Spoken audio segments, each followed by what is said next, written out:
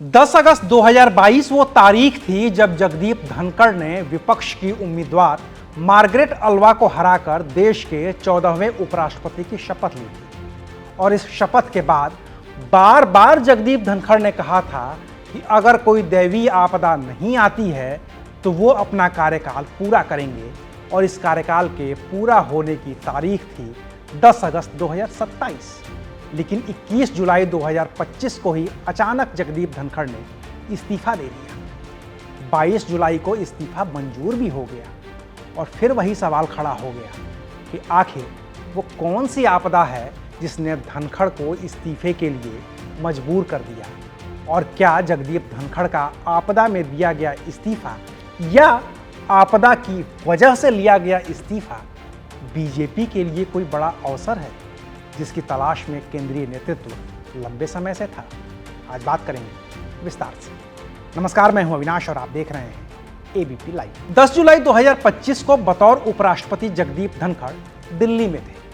वो जवाहरलाल नेहरू विश्वविद्यालय के एक कार्यक्रम में शिरकत कर रहे थे। इस दौरान उन्होंने कहा कि भगवान की कृपा रही तो मैं सही समय पर अगस्त 2027 में सेवानिवृत्त हो जाऊंगा।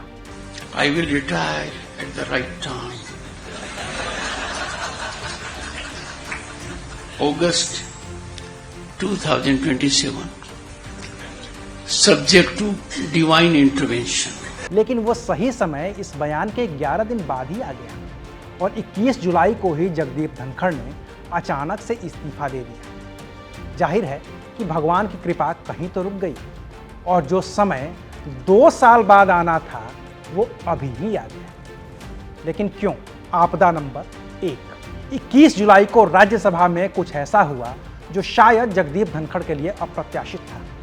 राज्यसभा में नेता सदन जेपी नड्डा मौजूद थे। उन्होंने अपने बयान के बीच बार बार विपक्ष को टोका और कहा कि मैं जो कह रहा हूं वही रिकॉर्ड में जाएगा, बाकी कुछ भी नहीं जाएगा।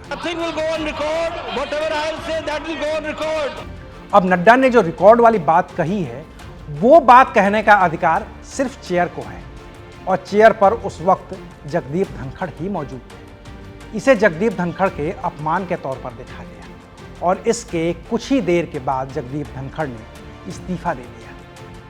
अब ये थ्योरी तो चल रही है, लेकिन क्या सच सिर्फ यही है?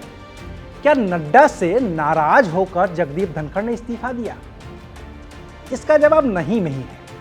जगदीप धनखड़ कोई सांसद या विधायक नहीं थे कि वो पार्टी के कानून से बंधे हैं, व्हिप से बंधे हैं, और पार्टी के खिलाफ जाने पर उन पर कोई एक्शन हो सकता है। वो एक संवैधानिक पद पर थे जिसके खिलाफ बिना महाभियोग के कोई एक्शन नहीं हो सकता है। ऐसे में अगर जगदीप धनखड़ वाकई नाराज होते तो उनके पास इतनी ताकत थी कि वो सदन में ही स्कोर सेटल कर लेते। लिहाजा ये थ्योरी तो गले नहीं उतर रही है। आपदा नंबर 2। दूसरी आपदा के कयास भी बीजेपी अध्यक्ष जेपी नड्डा को ही जोड़कर लगाए जा रहे हैं, और इसकी वजह बिजनेस एडवाइजरी कमेटी की वो मीटिंग है जिसकी अध्यक्षता बतौर सभापति जगदीप धनखड़ ही कर रहे थे। शाम करीब 4:30 बजे हुई इस मीटिंग में नेता सदन जेपी नड्डा और संसदीय कार्य मंत्री किरेन रिजिजू को भी मौजूद रहना था, लेकिन दोनों ही इस मीटिंग में शामिल नहीं हुए। सत्ता पक्ष के प्रतिनिधि के तौर पर सूचना और प्रसारण राज्य मंत्री एल मुरुगन मौजूद थे। मुरुगन ने उपराष्ट्रपति से 22 जुलाई को मीटिंग रखने को कहा, क्योंकि उस मीटिंग के दौरान जेपी नड्डा और किरेन रिजिजू की व्यस्तता का हवाला दिया गया। लेकिन ये साफ नहीं हो पाया कि दोनों लोग कहां व्यस्त थे। इसे भी धनखड़ की नाराजगी के तौर पर देखा जा रहा है, लेकिन जानने वाले जानते हैं कि ये भी कोई ऐसी बड़ी बात नहीं है कि इससे नाराज होकर इतने ऊंचे संवैधानिक पद पर बैठा कोई शख्स इस्तीफा दे दे। आपदा नंबर 3। तीसरी आपदा जस्टिस यशवंत वर्मा के खिलाफ प्रस्तावित महाभियोग है। जगदीप धनखड़ चाहते थे कि जस्टिस यशवंत वर्मा के खिलाफ महाभियोग की कार्यवाही राज्यसभा में शुरू हो। दरअसल 21 जुलाई को सदन शुरू होते ही लोकसभा में 100 सांसदों ने जस्टिस वर्मा के खिलाफ महाभियोग प्रस्ताव के नोटिस पर हस्ताक्षर कर दिए थे। वहीं जगदीप धनखड़ ने भी राज्यसभा में विपक्ष के महाभियोग प्रस्ताव के नोटिस को स्वीकार कर लिया था। 63 सांसदों के साइन थे, और उन्होंने इस नोटिस की स्वीकृति की जानकारी कानून मंत्री अर्जुन राम मेघवाल को देते हुए लोकसभा के बारे में भी पूछा था। साफ था कि जगदीप धनखड़ राज्यसभा में महाभियोग की प्रक्रिया शुरू करना चाहते थे, और अगर ऐसा होता तो ये महाभियोग विपक्ष का हो जाता, जो सरकार कभी नहीं चाहती थी।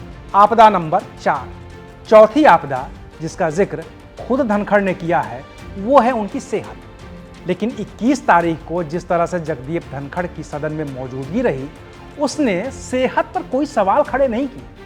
हाँ, सेहत पहले खराब रही है, लेकिन 21 जुलाई को ऐसा कुछ भी नहीं हुआ जिसे खराब सेहत कहा जा सके और उसके आधार पर इस्तीफा दिया जा सके। लिहाजा ये थ्योरी भी गले नहीं उतर रही है।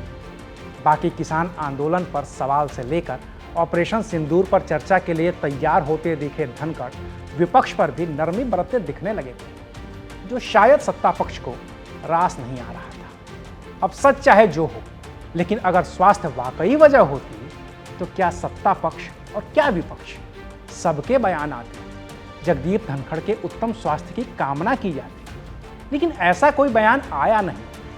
हाँ, इस्तीफे की मंजूरी के बाद प्रधानमंत्री मोदी ने जरूर जगदीप धनखड़ के योगदान को याद किया और उनके उत्तम स्वास्थ्य की कामना की, लेकिन औरों की चुप्पी तो कई सवाल खड़े करती ही है।